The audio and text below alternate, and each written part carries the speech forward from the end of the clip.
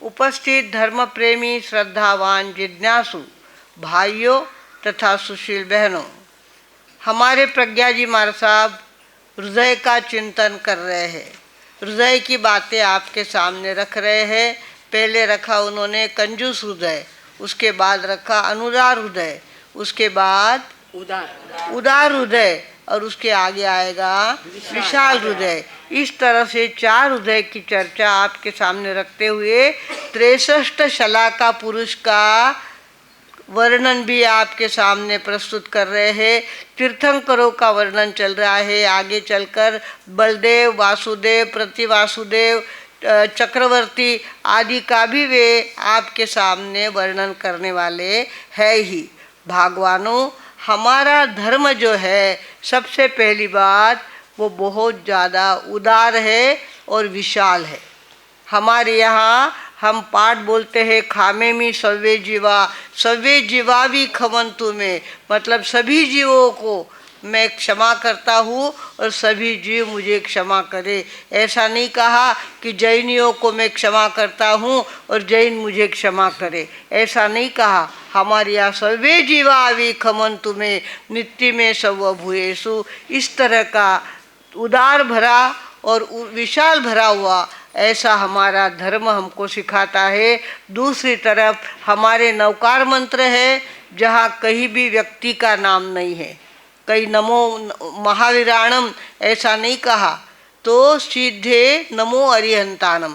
अरिहंत एक पदवी है, एक स्टेटस है, एक शक्ति है और वो अरिहंत बनाया जा सकता है, अरिहंत बन सकते हैं हम। तो आज तक कई अरिहंत बने हैं और आगे हम भी अरिहंत बन सकते हैं। तो सारे नाम किसके लिए है? पदवियों के नाम लिए है। सिद्ध जो मुक्त हो गए, नमो सिद्धाणम, नमो अरिहंताणम, इस तरह का हमारे यहाँ पे उदारता भरा हुआ और विशालता से भरा हुआ धर्म का मार्गदर्शन हम लोग करते हैं। किंतु फिर भी हम लोग आपला जैन आपला कने आएगा बस घणं उगो, फक्त जैनारा घरे गया तो घनी बात होगी, सगळा जैन आएगा म्हणजे घना उगो, इस तरह से हम कहते हैं। पर हमारे धर्म ने हमको ये संकुचितता नहीं सिखाई है। कहा है नवकार जपो भाई विपत सब भागे, नवकार जपो भाई विपत सब भागे। शक्ति है बड़ी भारी चलती है आगे आगे, शक्ति है बड़ी भारी चलती है आगे आगे। नवकार जपो भाई विपत सब भागे, नवकार जपो भाई विपत सब भागे। विपरीत ऊर्जा मानव को घेरे, मानव भयभीत होता, मानव भयभीत होता। ऐसे समय में नवकार जप ले, भय निर्मूल हो जाता है, भय निर्मूल हो जाता। जुड़ जाए टूटे धागे और सोए भाग जागे, जुड़ जाए टूटे धागे और सोए भाग जागे। नवकार जपो भाई विपत सब भागे, नवकार जपो भाई विपत सब भागे। शक्ति है बड़ी भारी चलती है आगे आगे, शक्ति है बड़ी भारी चलती है आगे आगे। नवकार जपो भाई विपत सब भागे, नवकार जपो भाई विपत सब भागे। तो हमारा धर्म जो है वो नवकार कैसे है? व्यक्ति का कई नाम है क्या? किसी भी व्यक्ति का नाम नहीं, किसी तीर्थंकर का नाम नहीं, खाली शक्तियों का नाम है। सिद्ध एक शक्ति है, अरिहंत एक शक्ति है, आचार्य एक शक्ति है। किसी का आनंद ऋषि जी महाराज साहब नमो आयरियानम में नाम नहीं लिया हुआ है, तो शक्तियों का नाम लेकर के नवकार मंत्र बोला गया है। उस कारण से उसमें बहुत ज़्यादा शक्ति भरी हुई है। नवकार के अनुभव आपको आंबिल की ओली में हम आपको बताने वाले हैं। हम तो प्रत्यक्ष जीवन जीते हैं, जो लोगों के सामने बोलते हैं वही अपने जीवन में हम करते हैं।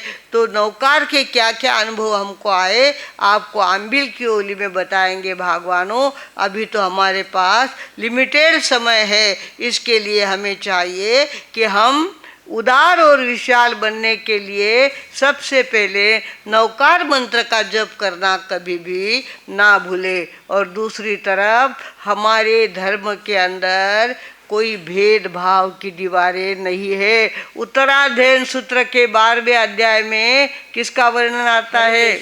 हरिकेशी। हरिकेशी जो 4 क्लास का आदमी था, उसने दीक्षा ले ली, तपश्चर्या करी और वो वंदनीय पूजनीय बन गए। भगवानों, इस तरह से हमारे यहाँ पर सूर्य चंद्र आकाश पवन ने वर्षा जेम बधाना छे। सूर्य चंद्र आकाश पवन ने वर्षा जेम बधाना छे। महावीर केवल जैनो ना नहीं, पण आखी दुनिया ना छे। सूर्य चंद्र आकाश पवन ने। जैसे सूर्य सबका है, चंद्र सबका है। बरसात ये नहीं कहती कि झोपड़पट्टी है यहाँ मैं नहीं बरसूंगी, वो जो बड़े लोग रहते हैं वहाँ पे जा कर के ही मैं बरसूंगी, ऐसा बरसात भी नहीं कहती। कुदरत निसर्ग हमेशा बिना भेदभाव के सबको देता है। इसी तरह से हमारा धर्म भी बहुत ज़्यादा विशाल है, बहुत ज़्यादा उदार है। इसके अंदर संकुचित का कहीं भी नाम निशान नहीं है। और ख़ास तौर पर महाराज साहब लोगों को बोला है, तुम्हें तो कमिटमेंट समाज से इतनी, रोटी कपड़ा और मकान, रोटी कपड़ा और मकान तीनों के अलावा तुम्हें और कुछ भी लेना नहीं है। संग्रह वृत्ति बढ़ाना नहीं है, संग्रह करना नहीं है। संतों के लिए भी इस तरह से बताया गया है और कहा गया है, पक्षियांचे घरी नाही सामुगिरी। पक्षियांचे घरी नाही सामुगे रे। त्याची चिंता करी नारायण, त्याची चिंता करी नारायण। नारायण नारायण। पक्षियांचे घरी नाही सामुगिरी। अजगर जनावर वारुळात राहे, अजगर जनावर वारुळात राहे। त्याजकडे पाहे पांडुरंग, पांडुरंग। त्याजकडे पाहे पांडुरंग, पांडुरंग। पक्षियांचे घरी नाही सामुगिरी। चातक हा पक्षी नघे भूमी जळ, चातक हा पक्षी नघे भूमी जळ। त्याजसाठी घन नीळ वरुषता आहे, त्याजसाठी धन्य वरुषता है, वरुषता है पक्षियांचे घरी नाही सामुगिरी. संत योगी स्वामी साधनेत दंग, संत योगी स्वामी साधनेत दंग, न करी संग सामुग्रीचा, सामुग्रीचा न करी संग सामुग्रीचा,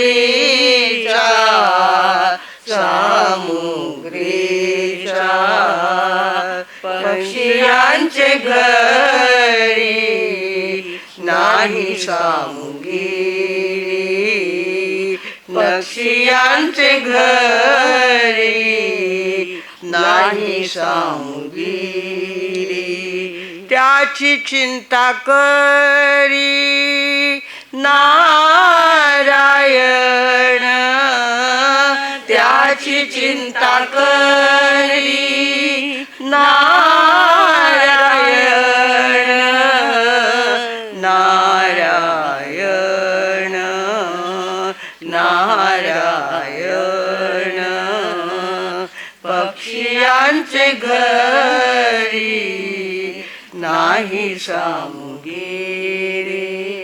सामुग्री संग्रहित करू नये हा भगवान महावीरांचा खास उपदेश आहे. आणि खास करून भगवान महावीरांचे जेवढे भक्त आहेत ते मात्र सामुग्री गोळा करण्याच्या पाठीमागेच लागले. लाख रुपये कई बेमार साहब, थोड़ा 10-1 लाख मिले तो कई तरी फायदो है, एक खोखो मिल जावे तो ज़्यादा फायदो है. इस तरह से आदमी अपने लोभ की संज्ञा को बढ़ा रहा है. भगवान महावीर ने तो स्पष्ट शब्द से कहा है, ना संग्रह करो और ना संग्रह के लिए पाप करो, ना राग द्वेष करो. इस तरह से हमारा धर्म उदार धर्म है और विशाल धर्म है. सभी जाति समाज के लोग इसका पालन कर सकते हैं. यहाँ के नियम बड़े पक्के हैं. इस कारण से लोगों को कठीण लगता है. असे उपवास होत असतील का हो? एवढे 8-8 दिवस काहीच खात नाही, काहीच खात. तुम्ही करून बघा की, आमच्या इथं करतात, तुम्ही करून बघा. आणि 8 दिवस नाही खाल्ल्याने काही मरण येत नाही, महिनाभर उपवास केल्याने काही मृत्यू येत नाही. अशा प्रकारे भगवान महावीरांनी आपल्याला हा मार्ग प्रशस्त करून दाखवलेला आहे. भाग्यवंतांनो, आमच्या प्रज्ञाजी महाराज 4 हृदयाचं वर्णन करता आहेत. त्याच्याबरोबर आम्हीही उदार आणि विशाल हृदयाची चर्चा थोडी फार तुमच्यासमोर मांडलेली आहे. अशा प्रकारे आपण पण काही तत्त्वज्ञान आपल्या जीवनात प्रत्यक्ष आणू तर निश्चितपणे आपला फायदा झाल्याशिवाय राहणार नाही. प्रत्येकाने ह्या धर्माचे तत्त्व सगळे जाणून घ्यावे. आता इथे 9 महाराज आलेले आहेत आणि तुम्हाला जे शिकायचं असेल ते तुम्ही इथे शिकू शकता. फक्त महाराजांवर येऊन सांगा, महाराज साहेब म्हणे वो शिकणं आहे, तो महाराज साहेब तुम्हाला शिकवतील, तुम्हाला वेळ देतील आणि तुमच्या शिक्षणात, तुमच्या अभ्यासात वृद्धी करतील. भाग्यवंतांनो, आमचा हे वर्धमान प्रतिष्ठान हे आदर्श प्रतिष्ठान आहे. या ठिकाणी आमच्या शांतीभाऊने पुढाकार घेतला होता आणि पुढे जाऊन विलासभाऊने ती जबाबदारी स्वीकारली आहे. आता जितूभाऊ पण ती जबाबदारी स्वीकारत आहे. अशा प्रकारे वर्धमान प्रतिष्ठान एक प्रतिष्ठित संस्था आपल्या पुण्यामध्ये तयार झालेली आहे. आणि इथे राहून आपल्याला सुद्धा प्राकृतचा अभ्यास करता आला पाहिजे, प्राकृतच्या परीक्षा देता आल्या पाहिजे. कारण की भगवान महावीरांची वाणी सगळी अर्धमागधी प्राकृतमध्ये आहे. आणि ज्याप्रमाणे मराठी वाचल्यानंतर डायरेक्ट आपल्याला लक्षात येत्या सगळ्या गोष्टीत, त्याप्रमाणे जर प्राकृतचा अभ्यास तुम्ही केला तर शास्त्र डायरेक्ट वाचाल तुम्ही आणि डायरेक्ट तुमच्या लक्षात येईल की ह्याच्यात हे लिहिलं आहे, अर्थ काही आहे, इसोबकीने पूछणं पडणार नाही है. तर अशा प्रकारे भाग्यवंतांनो, वर्धमान प्रतिष्ठानने आपले पाय पुढे सरकवले आहेत. आपली शक्ती पुढे नेण्याचा प्रयत्न केलेला आहे. आणि अशा प्रकारे ह्या शक्तीचा फायदा सगळ्यांनी घेतला पाहिजे, सगळ्यांनी हा अभ्यास केला पाहिजे. आणि वर्धमान प्रतिष्ठानचं नाव हे दिग्दिगंताला पोहोचलं पाहिजे अशी आमची पण भावना आहे. इथं आल्यानंतर प्रत्येक गोष्टीची अनुकूलता आम्हाला प्राप्त होते आहे. लोकही खूप समजदार झालेले आहेत, लोकही खूप शहाणे झालेले आहेत. आणि आम्हाला कशी शांती द्यावी, कशी साथा द्यावी हे सगळ्यांच्या लक्षात आलेलं आहे. इथं आल्यापासून आम्ही पण खूप आनंदित आहोत आणि तुम्ही पण आनंदित राहण्याचा प्रयत्न करा अशी भावना व्यक्त करून आता मी माझे 2 शब्द पुढे करते.